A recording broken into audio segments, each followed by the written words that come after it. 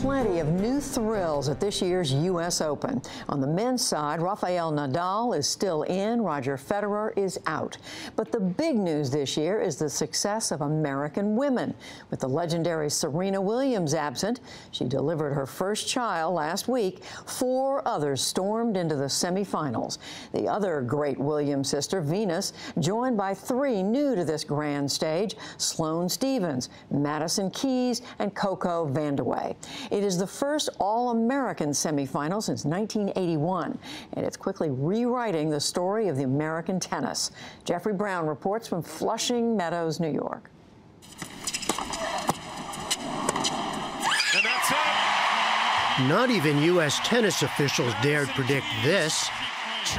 Last week, outside the Arthur Ashe Stadium where the biggest matches are played, I talked to USTA Player Development Director Martin Blackman. So how soon before we see another U.S.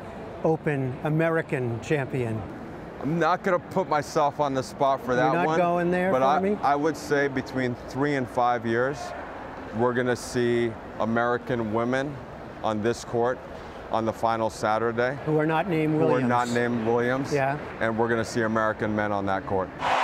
Blackman was way off for the women, with Venus Williams joined by 3 other Americans making their first ever appearance in the semis here. As for American men, that will have to wait. Just one, Sam Querrey, made it as far as the round of 16. Roddick, 1 serve away. In fact, no American man has won here since Andy Roddick in 2003, the last Grand Slam title won by an American man. It's a long drought that American tennis officials are determined to end. It's so important. You need that. Oh, it's so important. We need American players in here rocking the house, you know, the way Jimmy Connors did, John McEnroe, Agassi, Sampras, the demonstration effect for young people. Those were household names, American sports heroes, honored on the Wall of Champions here at the Flushing Meadows Queens, home of the U.S. Open.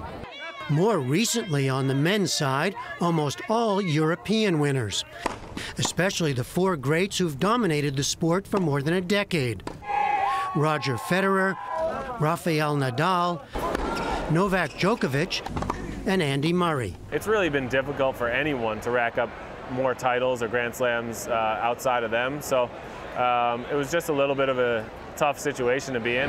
James Blake knows firsthand just how tough. Retired since 2012, he reached a top ranking of number 4 in the world in 2006. But he beat Federer just once in 11 tries. Do you think tennis lost its power in the culture of not getting the best athletes or not getting the best training as they're getting in other countries? I don't think it's the training. I think it is the fact that there's a lot more competition in the States. There's basketball, there's football, there's baseball. Soccer has become more popular in the States. Lacrosse has become more popular. So some of the athletes are going to other sports. Former American great Jim Courier faced plenty of stiff competition from abroad while winning 4 Grand Slams in the early 1990s. Today, Courier serves as captain of the U.S. Davis Cup team, which competes with teams from other countries. He says players around the world are better than ever, with access to all they need to reach the top. I think we have to understand that the world is very different than it was when Americans had nearly 50% of the top 100 players. We had the best coaching systems, we had the best information. The world was not flat, to borrow Tom Friedman's book title. Information wasn't democratized amongst the internet. As for American women, no one not named Williams has won a major championship since 2002. But a new generation has been on the rise. Washington Post tennis writer Ava Wallace. On the women's side, there's a lot of optimism. There's people like Madison Keys and Coco Vandeweghe, Sloane Stephens, who have all, I believe, made semifinals of Grand Slams, which is ultimately the goal in American tennis. That's what the USTA has always said. They want to make Grand Slams, and they want to make the second week of Grand Slam. The USTA, the sports governing body in this country, has been working hard in recent years to develop a new pipeline of talent among women and men. For youngsters, there's a program called Net Generation. They were out in force at the U.S. Open watching the pros. For older players, there's a new centralized collaborative approach called Team USA, which offers support, including financial subsidies, to every American ranked in the top 500. That effort got a huge boost this January with the opening of a $60 million, 100-plus court training center near Orlando, where juniors, collegiate players, and pros can live and work part or full time and get a variety of help to supplement their own private coaching.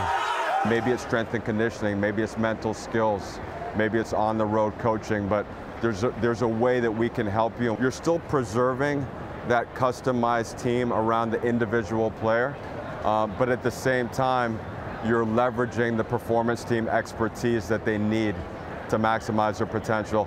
It's a model that's been used by a lot of Olympic sports.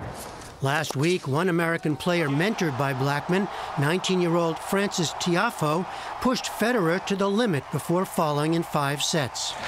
Taylor Fritz, also 19, won his first ever Grand Slam match here. After losing a tough second-round match, he gamely talked with us about being part of the new USTA approach. I kind of like the Team USA group. It's like all the young American guys. We all train together, practice together. We root for each other. You know, we all want each other to do the best, and we push each other. There's like a good competitiveness amongst ourselves. American women on their way to the semifinals also spoke of the camaraderie they feel. And there's more talent just behind them. Shelby Rogers, in the bright yellow shirt, seeded number 62 here, won one of the most thrilling matches, beating the higher-seeded Australian Daria Gavrilova in a U.S. Open women's record for length, 3 hours and 33 minutes. Afterwards, she was tired but happy. I love matches like that. You know, that's why I play the sport. The competing, the individuality, the fight. Rogers lost to the number 4 seed in her next match, but she's a big believer in the potential of her group of American women coming up after the Williams sisters. Venus is still killing it. I love it. But they've been great mentors for us as well, so we genuinely want each other to do well, which is a really cool thing to be a part of. Will it work toward putting American men and women atop the tennis world over the long run? Before this week's string of success by American women, former champion Jim Courier said this. We have to also realize that this is very much a meritocracy. The thing that I preach to our young kids is we are not entitled to success. Because we're American, it means nothing. The tennis ball has no idea what country you're from when you hit it. We've got to earn it like everyone else. We've got to be as hungry, if not hungrier than everyone else, and we got to go get it. So that's my message. For the moment, plenty of reason for hope, particularly with the final foursome this weekend. So keep your eye on the bouncing ball. For the PBS NewsHour, I'm Jeffrey Brown at the U.S. Open in Flushing Meadows, New York.